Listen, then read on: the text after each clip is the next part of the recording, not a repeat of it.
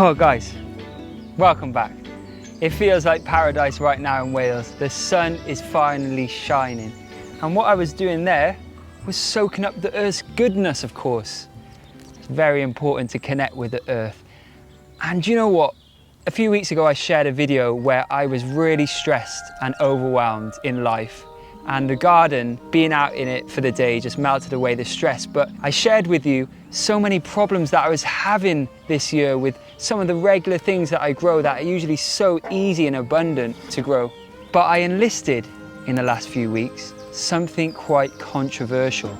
And since doing it, the garden seems to have come to life. Whether it's down to that, or maybe it's the fact that the sun has finally come out with us, I do not know. But I'm going to share with you that controversial technique today in this video. But whilst I'm here, I've got a load of jobs to do, and I'm hoping you can give me some advice and I can share with you everything that's ready to harvest and abundant, starting with some of the biggest onions I've ever seen that I've been able to grow. So let's go get some onions, baby.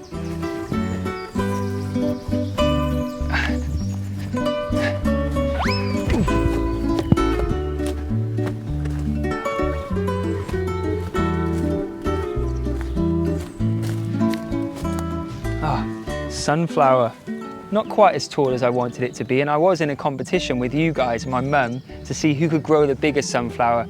This is my entry, not very tall. If you still want to enter, you got to like October to enter this competition. Send me a photo on Instagram. The tallest sunflower wins a signed copy of my cookbook. My mum's one is looking good. Anyway, look, we're surrounded by glorious plants right now. Calendula, look at that flower. Stunning flower, and so medicinal and so healing for the skin. We'll talk about that in a future video when it comes to medicinal plants that I grow. But now we're all about onions. I have grown some big onions this year. Look at that. That is sensational. They could be in the ground for a little bit longer, but some of them, and most of them actually, are starting to just flop over, which means they're not going to grow that much more. And I've got some leeks to go in the ground straight after. That's what I've learned on my growing journey. It's that you need to have something ready to go in the ground straight away if you want to be self-sufficient, because otherwise there'll just be a bed sitting there empty. So here we go, we got some onions. What I'm going to do now is pick a load, get them into my tray, and I'll just let them dry out, just under cover, to create a lovely coating of dry skin around the onion. And these will last then about 9 to 10 months. And I should have grown enough to see me out for the rest of the year, I hope. Okay, now this is a big one. Look at that. So I actually planted these onions in February, believe it or not, quite a while ago. And they are juicy onions. And what I like about these big onions, and I've forgotten the variety, I'm so bad at remembering the varieties, is that, you know, for a nice pasta sauce or a curry or something like that, you only need like half of one because they're that big. My first memories of cooking were at home with my dad, about 7 or 8 years old, when he was making evening meals, and I was so fascinated by the knives and the fire that I wanted to get involved. My dad started teaching me how to chop and use the chef's knives at home. Early on was quite critical. He would tell me that I needed to be a bit more uniform and a bit more precise. And it was a good little teaching for me and made me realize the importance of having a good quality chef's knife at home. And then when I first walked into the professional kitchens, age 15, 16, in the restaurant kitchens, the only sort of control I felt I had was over my knife. It was like an extension of me. And when I treated it with respect and care, it rewarded me with making me way more efficient and diligent and better at everything, really, when I looked after my knife. So I think the relationship between a knife and a cook is basically sacred. And that's why I'm so proud to share with you this incredible, beautiful work of art. This is a knife I've been making for a long while now with the top knife makers, Cato. It features nods to me throughout, such as the handle, which is made from oak, Welsh oak from my homeland, and Japanese steel, the finest steel, which has my chef knife and rose tattoo embezzled on the blade. It's perfectly balanced, that I can balance it on just one finger, thanks to this weighted design that actually has my signature on the back. Now this, for me, is a knife for life. and I'm so happy to extend this to you so you can get your hands on one. Inside each box there's a package of seeds to grow one of my favourite ingredients and a lucky coin, but in certain 5 boxes there's a gold lucky coin. If you get a gold coin, you're invited for lunch with me.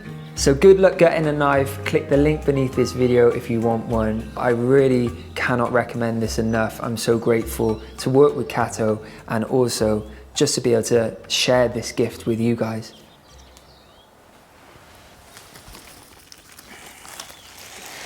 Look at them! I feel like a French man. When I was younger, I remember there was a French guy that used to cycle around on his bicycle selling onions, like braided onions. He'd knock on everyone's door and sell them.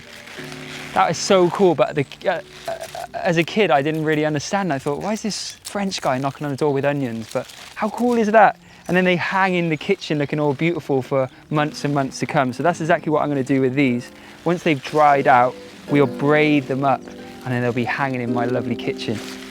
You're probably wondering about these greens. These are really delicious and I use them in my meals all the time. I would just take the outer leaves and use them as I would onions or spring onions. What I'm going to do is just let these dry out, and then it's easy to braid everything together, but they can be eaten and they are delicious. They're not as oniony as the actual bulb of onion, but they're like an extra harvest really when you use them. Oh, this is so exciting. This is the most onions I've ever grown and it's a lovely harvest. I've got more up there actually too. They're not quite ready yet. I think I've saved one of the biggest ones till last. Now this could actually stay in the ground and grow a little bit bigger, but as I said, I need this bed for my leeks, so I'll get this out. Oh, that is rewarding. There's me with my proud onion. Just fills you with so much joy. This is like why I do gardening, because just all my senses are alive. I can smell onions as I'm picking these. I'm thinking of all the recipes I'm going to create. I'm thinking back to the cold times when I put them in the ground, and here they are now. And I just peel off the outer skin just because we don't want dirt on there, because that could turn to mold, so that's why I'm doing that. Well, I certainly won't need to be buying onions anytime soon, especially with all the ones I have up there as well. This is incredible. I'm so overjoyed.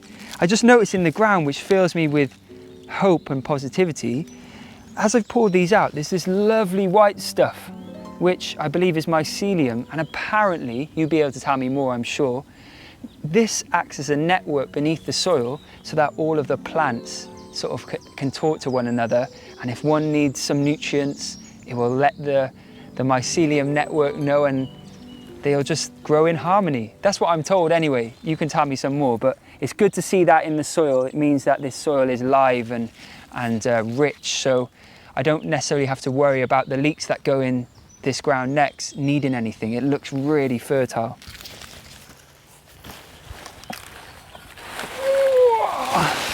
Jeez, that's so heavy. Wow, that is so, oh my God.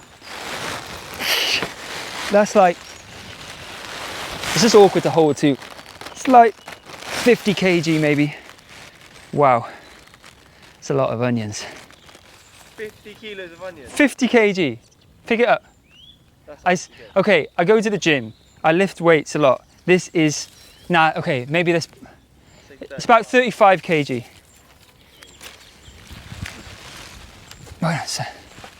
Nah, actually, it's about 30 kg. 50 kg. Wow.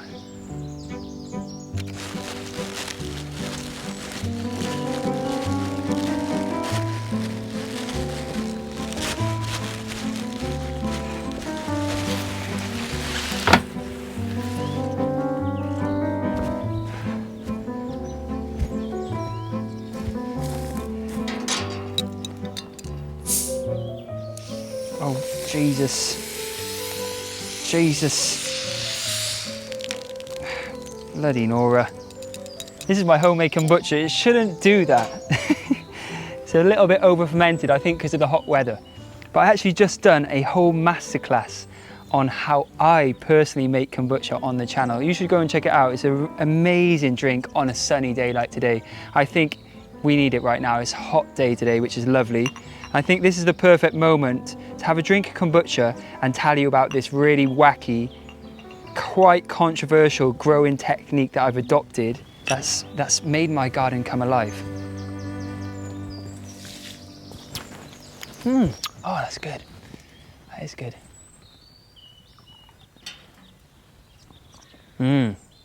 This is the blackberry and mint flavour. Absolutely delicious on a sunny day like today. Now, it's quite kind of good that I'm sat down right now because this is quite big news. After I had so many struggles in the garden this year, you would have seen that in a recent video where I talked about things just not growing like they usually do, plants being decimated by slugs, and just a whole range of issues this year. But in the last few weeks, everything's jumped into life and got a bit crazy. And I thought to myself, when things are going bad, I need to do something drastic. And I decided to go on a deep dive into quite a controversial technique of growing food. Okay, so brace yourself for it. Don't think I'm going crazy. I'm just experimenting, guys. This is something called electroculture. Let's get into it. So in the ground here, I have an antenna, it's called. Look at this is electroculture. So as you guys know, that all around us there is electricity. One benefit of putting your feet or connecting to the earth, whether it's barefoot, is that grounding technique. It's so good for us, it's healing. And what electroculture essentially is, because plants need that electricity too, they actually absorb nutrients through electronic signals in the earth and in the ground, and that's how they remain fit and strong. So what this does, this antenna, as far as I'm aware, is that because copper is such a good conductor of electricity, it harnesses the mild electrical current that's in the ground and in the earth, and then is able to sort of stimulate the plants through that are all around it, the roots, and the plants then will grow stronger. They will grow more abundant and bigger apparently using electroculture, and just get generally healthier. It will also really contribute to healthy soil too, because just like that mycelium network, I believe, after the research I've done, is that electrical signal that's probably using that mycelium network as well to just help everything remain really healthy. So what I did was make a load of these, and there is some quartz and crystals in each one of them that I picked up at a local store, and I felt like, wow, I'm on this really kind of crazy, magical, woo-woo journey that I never thought I'd get on. But you know, even if this doesn't work, they look beautiful in the garden. Even if it adds 2%, you know, better harvest, then why not do it? You know, it's not going to hurt anything. It's not going to do anything wrong. So I'm just going to test it out. It looks beautiful, and it's a nice talking point when people are here in the garden, actually.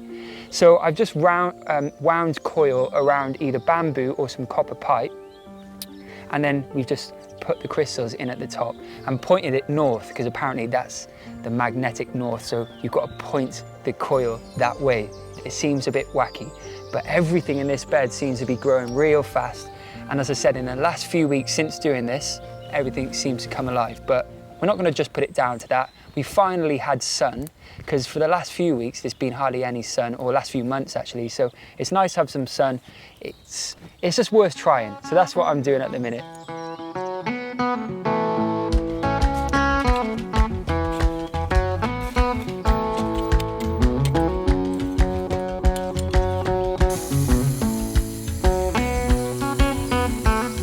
After watering the bed, what I'm going to do is just create some troughs in the soil and just plant the leeks around 6 to 8 inches apart from each other. Now usually I multi-sow the leeks. That means just growing leeks in little clusters of 3 to 4, but they don't seem to ever grow as big and as gigantic as I'd want them to. So this time I'm going to individually plant the little leek seedlings. Hopefully then we're able to grow much bigger leeks. Guys, look at this tiny little leek. It's crazy that that's going to grow into something massive. And these are winter leeks, so I should be harvesting these throughout the winter. And you know, that's going to be something really nice and green and vibrant in the garden at a time when there's not many flowers or other plants growing, because obviously winters are harsh here. Well, believe it or not, there's actually 50 or so leeks in the ground here. Look at that little baby leek. It's going to hopefully grow into something huge and abundant and delicious in winter time. Now, to keep on theme with today's video, going a bit crazy woo-woo, let's get one of my homemade antennas in the ground to hopefully add a boost to the soil. It's a little fun. It's like being a child again in the garden, seeing all these crazy, wacky things. Now, talking of giving people tours of my garden, when people visit, I show them this crazy herb tour because I've got some really unique herbs growing around. So I'm going to take you on that tour as if you're here with me in person. Come along. So I'm going to start the crazy herb tour right at my front door, because actually in this overgrown mess of a bed here is just some wild herbs that I planted ages ago. Talking of wild herbs, the first one blows everyone's mind. This is called southernwood, also known as the cola plant. Now, when people come to my house for the first time, I pick this, I give it to them to smell, and I say, what does that remind you of? And to me, and to many people, it reminds them of fizzy cola bottles that we used to have as a kid. It's those lovely sweets. It's so nostalgic, it is sensational, but it also has some surprising medicinal healing benefits. It's often used as digestive aids, it's antimicrobial and antifungal. It's also good for your respiratory system. Respiratory, I can't say that word, you know what I mean. Your lungs and all that stuff. And it's actually a good sort of insect repellent because of this pungent smell. So you'd make things like tinctures and salves with it. Really good for the skin too. Amazing, I just love the smell of this. And right next door, I have lemon balm, which we should all know and love. It actually grows like a weed. This is in my bedtime tea. I'll be touching on that in a future episode, but it smells like the most refreshing, sort of cleansing smell, and it's so calming, and it just is fragrant as hell. Right next to it, I have things like yarrow and lavender. So in this little whiskey barrel bed, now if you want a whiskey barrel, my friend Salem, I'm gonna pop a link beneath it. Anyway, this is nasturtium. Now, I've used this in many dishes before for its incredible peppery taste, but recently I made a nasturtium salt that's going to preserve this flavour for a long time, but actually create a delicious seasoning. It's great in so many dishes, and not only can the leaves be eaten, but so can the flowers and the seeds too, in different ways. It also acts as a deterrent to pests, so they'll likely eat this before eating your valuable crops like kales and cabbages. Now, I want to preserve the flavour of this nasturtium for months to come by making an incredible nasturtium sea salt. This will season up all of my food to add a peppery sea salt kick to everything. I'm going to harvest a load of leaves and flowers and dry them in my dehydrator because we're not getting enough sun in Wales at the moment to sun dry them. Once they're crisp, I'll crush them and stir them through some flake sea salt and then store it in a jar for months and months to come.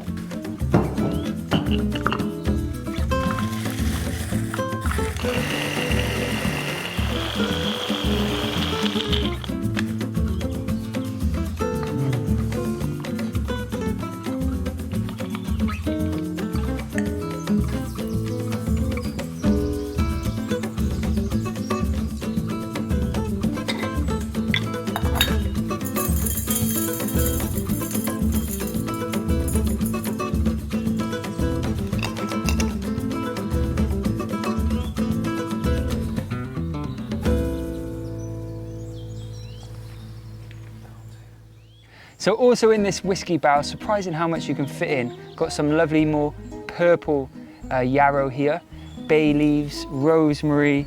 This is chamomile. I drink so much chamomile tea, and usually I have loads of chamomile growing, but I got enough stored up from last year. This is just a little bunch that just popped up on its own. But next to it, I've got this incredible chocolate mint that tastes and smells like the After Eights, those minty chocolates. Oh, that is stunning. It was given to me by my friend Moth and Ali. We visited his garden. He actually just cut a bunch of this and gave it to me. It's just establishing itself in this bed here, so hopefully I'll have beautiful chocolate mint for years to come. Thanks, Mothan. Here's all my chilies soaking up the sun. At last we got some and they can finally come outside of the greenhouse because it was getting a bit chocker in there, very busy. And then under my archway, beans are finally climbing over at last. It's amazing. On my left is a great herb, something called borage. Borage, you say? This actually is a kind of a sedative kind of herb. So this will calm you again, relax you. But I'm not sure about it. It actually, if you taste this, it tastes like fish, believe it or not. Believe me, it tastes like fish. I'm not gonna eat it. But the bees and everything, it loves it. Coming up the garden, oh man, this is looking so good, this bed. Courgettes, or I'm harvesting them daily now, which is great. Next to the lilies and more calendula.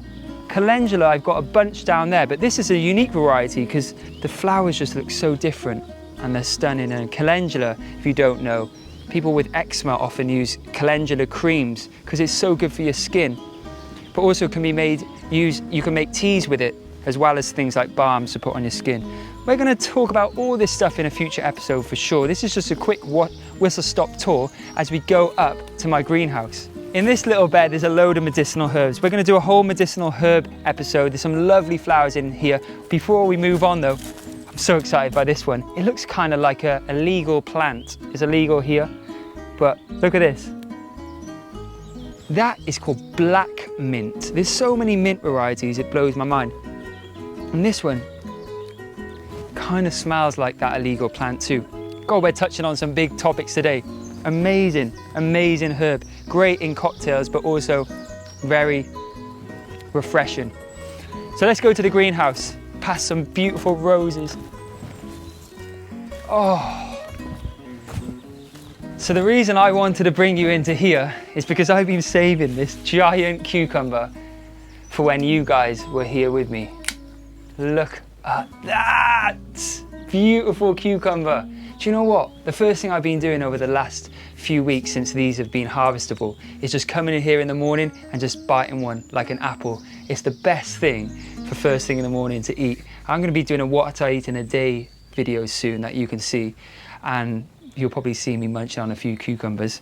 And that's the beauty of growing cucumbers. They're so abundant. It's just, they're just colossal, keeping pumping out fruits. And the more you pick, the more you actually get.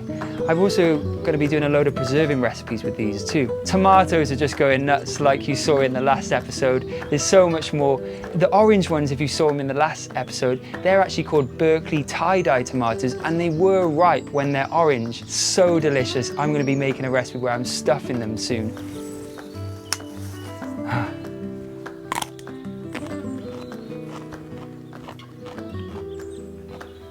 What more could you want?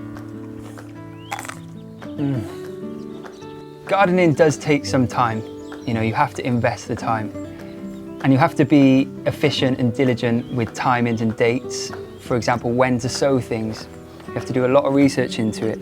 And it does take over your life, but it takes it over in the most rewarding, the most exciting, the most inner child freeing, beautiful way that I've ever experienced. This feeling of just being able to pick my fruits and the fruits of my labor and just snack on them and not worry that there's going to be, you know, I'm not going to have enough, is just the best thing in the world.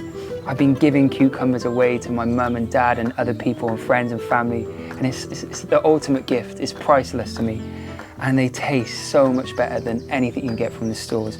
I'm so grateful for this moment. And for me, it's what life is all about. Well, we're nearly finished for today. The sun is just setting, and it's a lovely time to be outside as it gets cooler. One thing that has helped me produce a lot of abundance and delicious tasting veg is the compost. Now, I haven't been able to make as much compost as I would like to make, and I've had to rely on buying stuff in. But this year, I'm trying to create as much compost for next year as I possibly can. The chickens help me a lot, and I'm going to gift them with a cucumber right now because they love the refreshing cucumbers.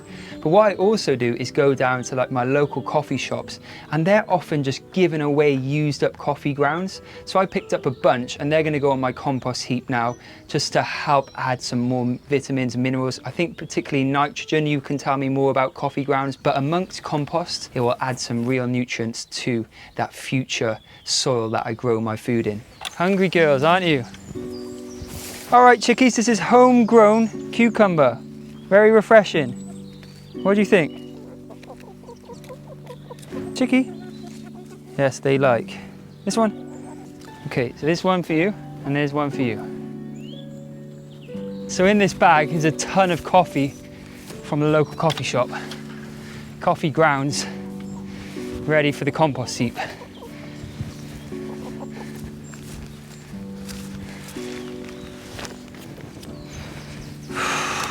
What are you doing, Chickie?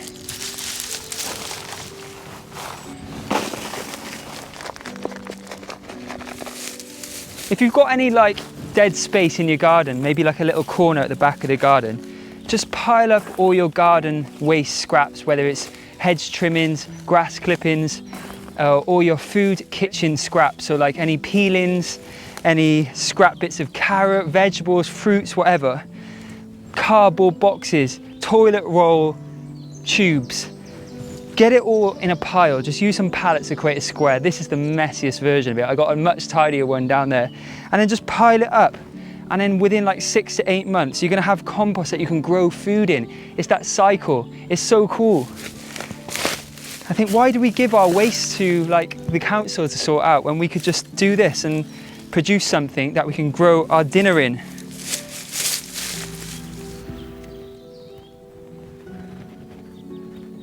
Well guys, I hope this video inspires you to get outside, whether in your garden or just into nature in general, to plug yourself into this amazing earth that we are on. Never in a million years would I think I would have been saying this to you guys, let's say 5 years ago, but because I'm reaping the benefits of myself, just want to encourage you guys to do the same. So if you want to start growing food, my advice would be to maybe just choose 1 or 2 things that you love to eat and you buy often from the supermarkets. And if you can grow them in your country, do a load of research and just start growing them. Have a go, trial and error. And before you know it, you'll get hooked and you'll be wanting to grow so much more year on year. It's a beautiful feeling. I feel it's changed my life completely. It's opened up my mind. It's made me in tune with nature and the seasons and the earth, and you get really nerdy and you get really into it. Like so much so now I'm thinking about how I can be more self-sufficient by maybe even making a compost toilet and using my own waste to create more compost. We'll get into that in another episode because this episode is being a bit weird. I'm going to take my shoes off now, plug myself into the earth and soak up some of that beautiful sun as the sun's setting in beautiful Wales. So stay tuned for more lovely videos from my home country. I really appreciate all the comments and advice that you give me. Keep them coming and we'll keep making these videos for you. See you soon.